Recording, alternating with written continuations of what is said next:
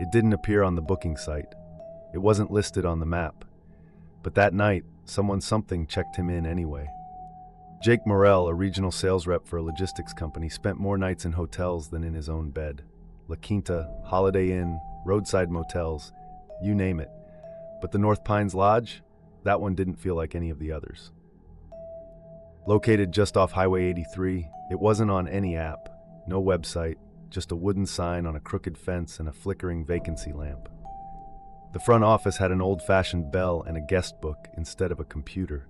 A bald man in a cardigan offered him a real key, not a card, with a smooth brass tag, completely blank. As Jake walked to his room, he noticed something strange.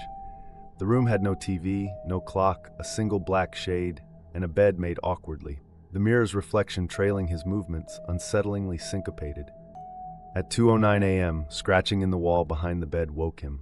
Soft tapping followed. A secret message? The mirror fogged, spelling stay. Fleeing, the hallway lay swallowed by darkness. Returning inside, he sees his reflection, a pale, thin face grinning behind it. By morning, everything looked normal, but the door still had no number. At the office, a perplexed woman informs Jake there's no room without a number. Weeks later, a scanned receipt mysteriously appears on his laptop. North Pines Lodge, room unknown, nights indefinite, status checked in, and the haunting bold text, stay. Some guests check in and never leave.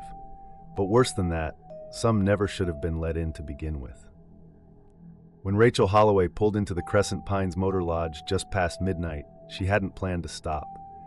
Driving cross-country to start a new job in Portland, she intended to sleep in her car if tired. But the rain came fast, thick sheets like the sky had cracked open, and her windshield wipers couldn't keep up. By the time she spotted the glowing vacancy sign, she was grateful just to have someplace dry.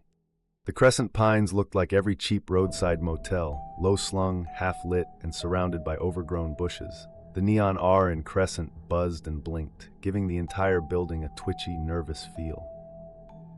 Inside, a bored teenage girl with dyed green hair was watching a horror movie on her phone. "You want a room?" she asked. Rachel nodded. "Just for one night." "Room 209, back building, second floor," the girl said, handing over a keycard. "Don't talk to the guy next door." Rachel frowned. "What?" "Just ignore him. He's harmless but weird. If he knocks, don't answer." At 3:11 a.m., a sound woke Rachel. Knock, knock, knock. 3 slow taps on the wall behind her bed, the one shared with room 210. Then a voice, "Hello, can you help me?" Rachel held her breath. "Please, I don't want to be here anymore." In the morning, she checked out early. The clerk shook his head. "There is no room 210, he said. "That part of the building's been shut down since 2007. Rachel's skin crawled. "Then who?" He sighed. "Some nights, people hear things, see things, and some guests never really checked out." "Did he ask you to help him?" he asked. Rachel didn't answer. The man nodded grimly. "They always do."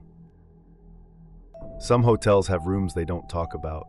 Others have rooms they try to forget. But there are a few, like room 313, that won't forget you. When Thomas Keller booked a last-minute motel on his way through Colorado, he didn't expect much. Just a place to crash for the night before continuing his drive to Phoenix. The place was called Sagebrush Inn. It was an old 2-story horseshoe-shaped motel with a sagging neon sign that buzzed even when it was off. He arrived around 10:30 p.m. The parking lot was mostly empty, save for 2 pickup trucks and a rusted station wagon. The night air was cool and dry.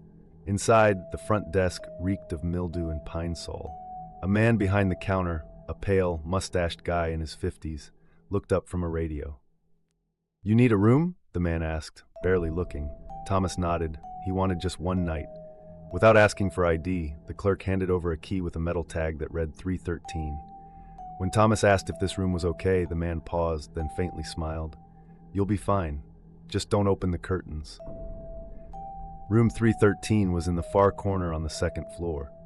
The stairwell lights flickered as Thomas climbed. The hallway carpet had a strange, sticky feel. The key stuck in the lock, but eventually gave way with a loud click. The room had an odor of cigarettes and wet drywall. It was dimly lit, everything in beige. An old CRT television clicked every few seconds, like it was trying to breathe. Thomas threw his bag on the bed, kicked off his shoes, and collapsed.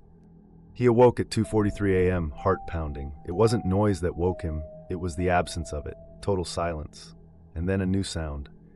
Shuffling, wet, deliberate, coming from the hallway. Thomas froze. The sound grew louder, closer, and then stopped just outside his door. A moment passed, and then a knock. Not a regular knock, more like 3 slow taps with something not quite a fist. Thomas sat up. Hello? There was no answer. Moving toward the peephole, he found the hallway was pitch black. Another knock followed.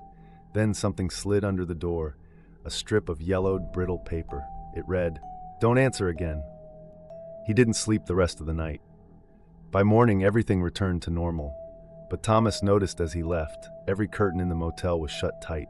Every room, except room 313, just slightly open, revealing a glimpse of a face, not human, pale, sunken, with black pits for eyes. Shaken, Thomas drove away without stopping, except for a diner 60 miles down the road. He asked the waitress Mary about the Sagebrush Inn. Her smile faded as she revealed the old tale. That place burned down 15 years ago. Thomas insisted he stayed there last night, in room 313. Mary retrieved an old newspaper clipping. Local motel fire leaves 3 dead. The charred image of the building showed room 313, window shattered, curtain flapping. No words for the rest of his meal. Thomas returned to his car. His overnight bag sat waiting. On top of it, a yellow strip of paper. "Don't answer again."